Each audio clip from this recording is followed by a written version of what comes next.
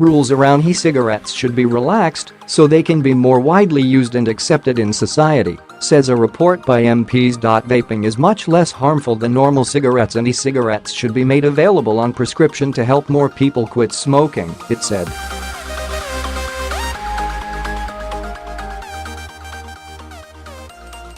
The report also asks the government to consider their use on buses and trains. There is no evidence e-cigarettes are a gateway into smoking for young people, Public Health England said.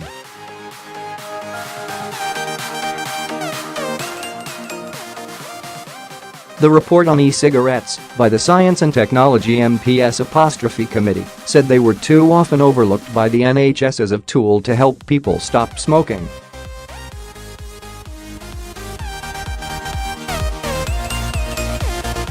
For example, it said it was unacceptable that a third of the 50 NHS mental health trusts in England had a ban on e-cigarettes on their premises when there was a negligible health risk from second-hand e-cigarette vapor.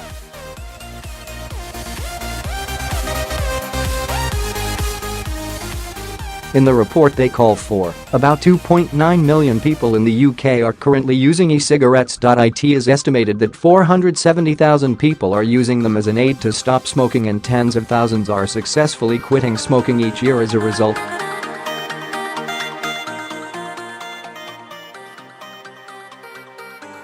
Although the report recognized the long-term health effects of vaping were not yet known, it said e-cigarettes were substantially less harmful than conventional cigarettes because they contained no tar or carbon monoxide.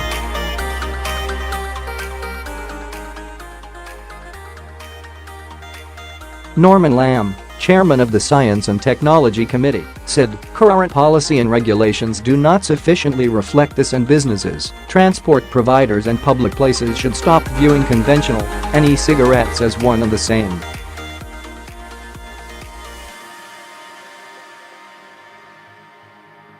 There is no public health rationale for doing so, he said. Concerns that e-cigarettes could be a gateway to conventional smoking, including for young non-smokers, have not materialized.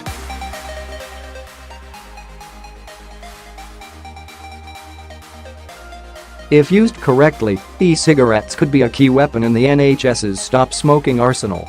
Mr. Lamb said medically licensed e-cigarettes would make it easier for doctors to discuss and recommend them as a stop smoking tool to aid those quitting smoking.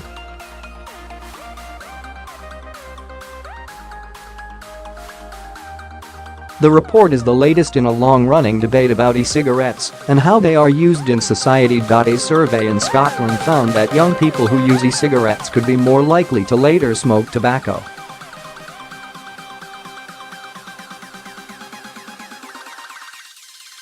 And in Wales, concerns have been raised about young people using e-cigarettes on a regular basis. But elsewhere, a 6-month trial at an Isle of Man jail found allowing inmates to smoke e-cigarettes made them calmer and helped them quit smoking.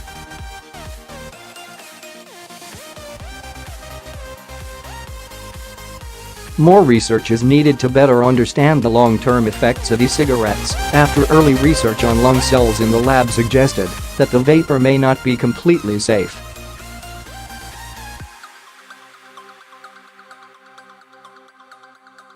But there is general agreement among public health experts, doctors and scientists that e-cigarettes are significantly less harmful than normal cigarettes containing tobacco.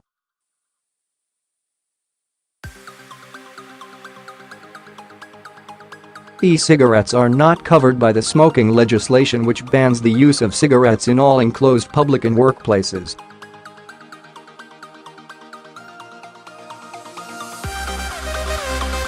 In fact, to encourage smokers to switch to vaping, Public Health England recommends e-cigarettes should not be treated the same as regular cigarettes when it comes to workplaces devising smoking policies.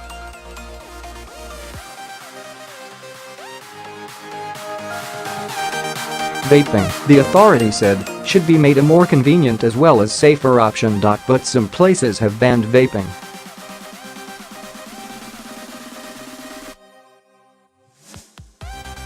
For example, Transport for London forbids the use of e-cigarettes on all buses in the underground, including at stations. Big cinema chains such as Cineworld, Odeon, and Empire also ban smoking e-cigarettes anywhere on their premises, while most theaters also forbid their use.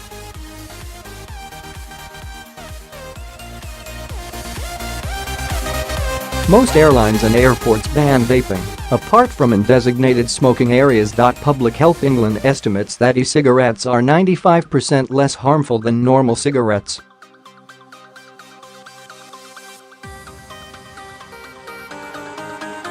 Duncan Selby, chief executive of Vape, said, "E-cigarettes are not without harm, but are way safer than the harms of tobacco."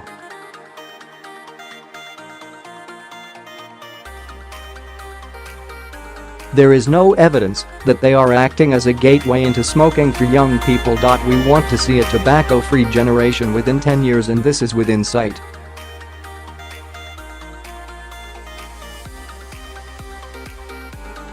The charity Action on Smoking and Health welcomed the report, but said it had some concerns over rule changes on advertising, which could mean tobacco companies being allowed to market their e-cigarettes in packs of cigarettes.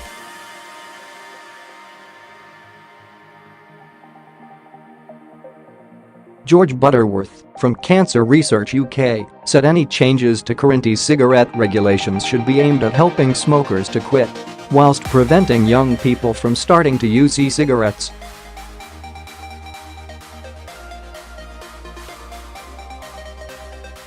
Prof. Linda Bald, professor of health policy at the University of Stirling, said, "This report is a welcome and evidence-based respite from all the scare stories we see about vaping."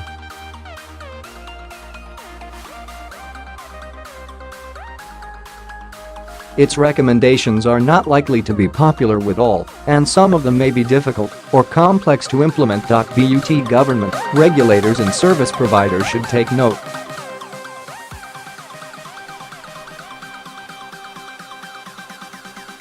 There are some strong opinions on Twitter in reaction to the idea of allowing vaping on public transport. Richard Walker, 44, says vaping has helped him to give up smoking.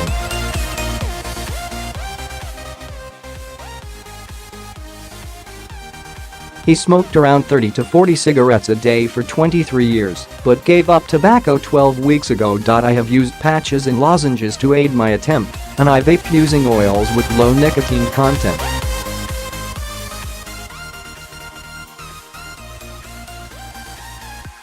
I can honestly say that using a vape has helped me to stop smoking. During my cessation meeting with the nurse specialist, my carbon monoxide reading was 32, which classed me as a heavy smoker.